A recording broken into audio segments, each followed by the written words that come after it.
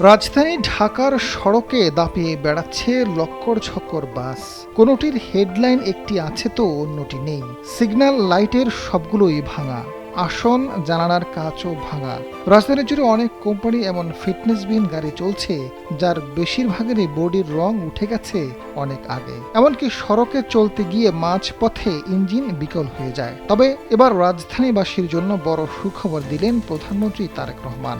বহুদিনের ভোগান্তি লাঘবে আসছে ২৫০টি আধুনিক বাস সার্ভিস।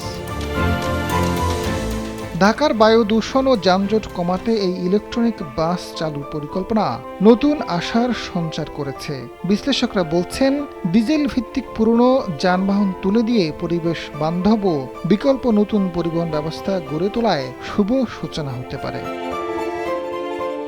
রাজধানী ঢাকাকে ক্লিন অ্যান্ড গ্রিন সিটির অংশ হিসেবে আধুনিক বাস সার্ভিস এবং ২৫০টি ইলেকট্রনিক বাস নামানোর পরিকল্পনার কথা জানিয়েছিলেন প্রধানমন্ত্রী তারেক রহমান। সম্প্রতি সংসদে প্রধানমন্ত্রী জানান, ঢাকার বায়ু দূষণ নিয়ন্ত্রণে পরিবেশ অধিদপ্তর ও ঢাকা পরিবহন সমন্বয় কর্তৃপক্ষ সমন্বিতভাবে আধুনিক বাস সার্ভিস এবং ২৫০টি ইলেকট্রনিক বাস চালুর উদ্যোগ নিচ্ছে।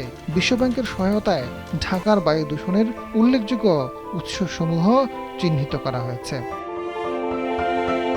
বিশ্লেষকরা বলছেন, রাজনৈতিক সদিচ্ছা ও শক্ত অবস্থান ছাড়া প্রভাবশালী স্বার্থগোষ্ঠীর বাধা পেরিয়ে এ উদ্যোগ সফল করা কঠিন হবে। রিকন্ডিশন গাড়িসহ পরিবহন ব্যবসায়ী ও এ খাতের সুবিধাভোগী প্রভাবশালী চক্রের কারণে অতীতে মুখ থুবড়ে পড়া এই উদ্যোগকে সফল করতে সরকারকে রাজনৈতিক সিদ্ধান্ত নিয়ে বাস্তবায়ন করতে হবে।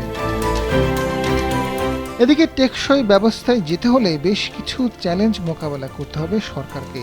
ইলেকট্রনিক যানবাহনের অপারেশন মেইনটেন্যান্স ডিজেল চালিত বাসের চেয়ে একেবারেই ভিন্ন প্রযুক্তির হওয়ায় ওয়ার্কশপের টেকনিশিয়ান, ইকুইপমেন্টের setup, training, infrastructure support, spare parts ব্যবস্থা ইত্যাদির দিকেও মনোযোগ দিতে হবে। ইকোনমিক লাইফ টাইম স্ক্র্যাপ ও রিসাইক্লিং নীতিমালাও করতে হবে। বাংলাদেশ যাত্রী কল্যাণ সমিতির মহাসচিব মোজাম্মেল হক চৌধুরী জানান, ঢাকায় ইলেকট্রনিক বাস চালুর বিষয়ে আগেও বিশ্বব্যাংকের কর্মকর্তা ও অংশীদারদের সঙ্গে একাধিক মিটিং হয়েছে। তবে বরাবরই বাস মালিক সমিতির নেতারা ভেটো দিয়েছে। ডিজেল চালিত বাস মালিকরা অনেক প্রভাবশালী হওয়ায় এই উদ্যোগ সামনে এগোতে পারেনি। তবে বর্তমান সরকার ডেডিকেশন লিনের মধ্য দিয়ে এটি বাস্তবায়ন করতে পারলে গণপরিবহন ব্যবস্থার চেহারা বদলে যাবে।